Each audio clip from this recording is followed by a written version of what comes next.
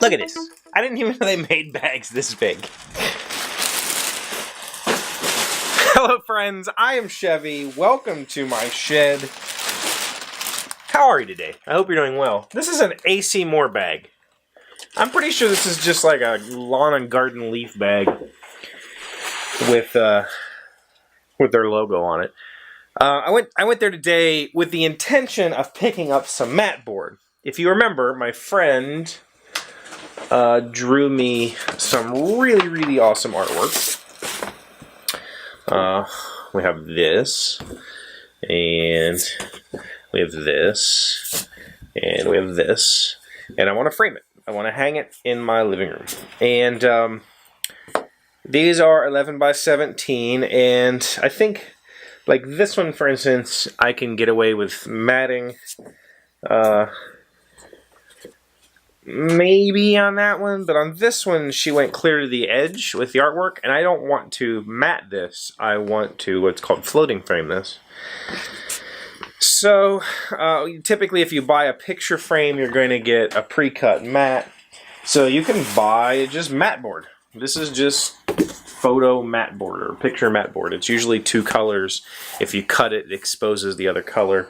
And while, for what I'm doing, floating framing, it just means I'm going to have this mat inside my frame, and then this picture will be on top of it. So there's no cutout.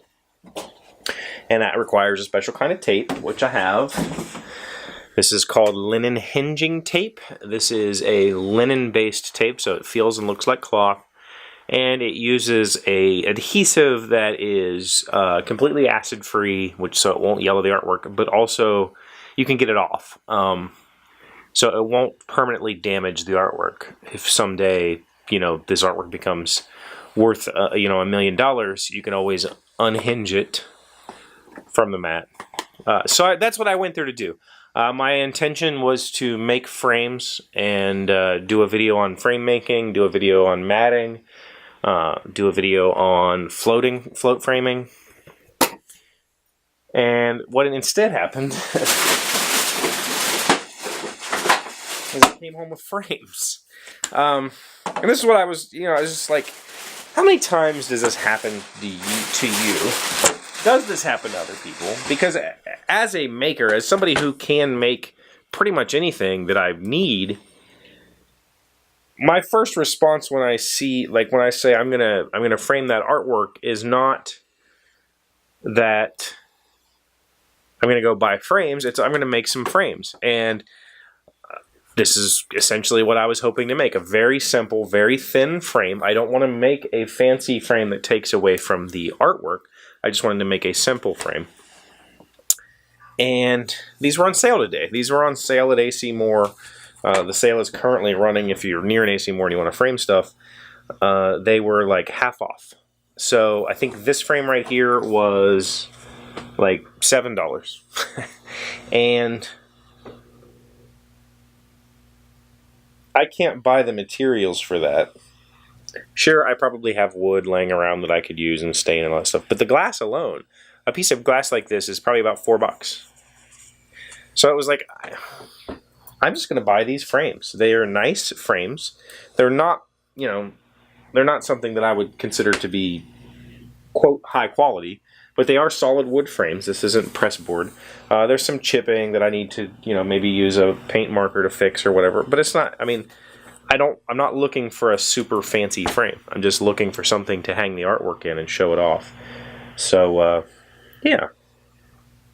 Totally was not expecting to buy these today. But it was payday, and this is one of those projects that I've had that artwork now since Gen Con, and I really wanted to get it done. I really wanted to paint the wall that I intend to hang that artwork on. And so I went there with the intention of that's going to be this week's project, and then decided that, well, maybe it's not. So I'll still, if anybody's interested, I think somebody said that they wanted to learn how to hinge artwork or to mount artwork with linen hinging tape. If you are interested in that, please let me know. Because currently, I just plan on probably doing a video for one of these. In particular, this is the one that is kind of the largest of the pictures, and it goes the farthest. This is the one that I'm going to put in the big frame. I bought 2 different sizes. So if you want to see that, let me know, and I'll be sure to make a video on how to hinge artwork. It's really not difficult, and there's lots of other videos, but I can show you. Somebody wanted to know what happened with the sword. Did the sandpaper work? And I don't know if you can see, this side is undone and this side is done-ish.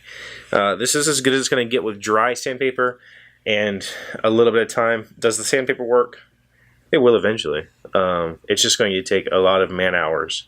And somebody suggested some substance to put on here. I forget what that was. Whoever said that, thank you. I will go pick some up and I will try it. I want to try to get this pommel off so that I can take this whole thing apart. It would be much easier to clean all of this if I can get it apart. And then I will take, I have a air grinder with little plastic what they call Scotch-Brite wheels that I can Scotch-Brite that whole thing with, and then wet dry sandpaper to polish it back out. I can clean the brass a lot easier if it's off the sword. So it's just sitting here, taking up space right this second.